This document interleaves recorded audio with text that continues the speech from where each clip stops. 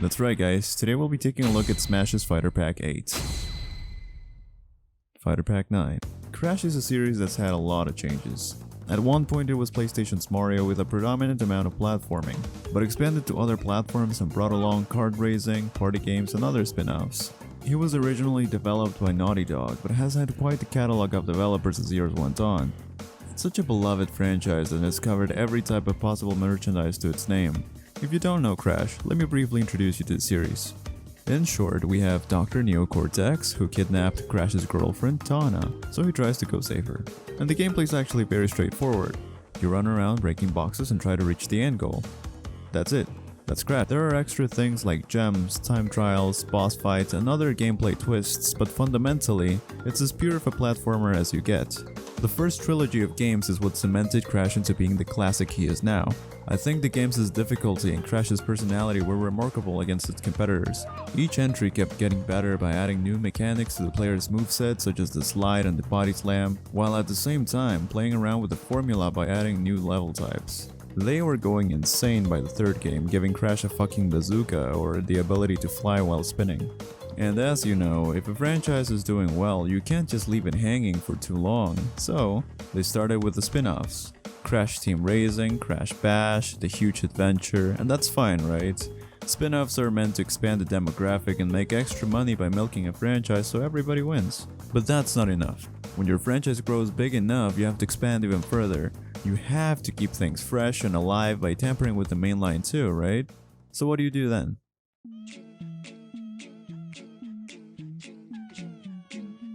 A free-roaming Crash game. And this is a theme song. It's like they knew, hitting me with the Gorillaz music. But keeping things fresh is good. I think trying to keep people engaged while trying to deliver something new is complex, so there's plenty of room for error and you can't really satisfy everyone. But then it kept happening. They kept changing the gameplay and the design. And why? It's like you take Mario and you decide to give him pants and turn his cap around. It just doesn't make sense to me. I'm not saying that these are bad games. They're actually loved by many people and I only gave them a try many years ago. My point here is how franchises reach a point in which the parent company completely decides to abandon everything that people expect from that property. As I said, they're not bad games on their own, but they're not really Crash games anymore. It's not the same as a spin-off like Team Racing because it's not trying to be a Crash game. It has a different goal. It's just slapping the name and the aesthetics of Crash to something and that's it. Like putting Banjo on Diddy Kong Racing, but then you have nuts and bolts. After this, the company said, well, they didn't like a reinventing of the game, so they must hate the franchise. And of course, it died. The once beloved Crash Bandicoot joined the void of dead video game franchises. Gamers were absolutely devastated. The economy nearly collapsed. People couldn't believe the Bandicoot they once knew and loved was dead. And they started scouring for any possible clues as to its return, searching pixel by pixel on trailers and shirts. And then, in 2016, Crash came back in the form of Skylanders.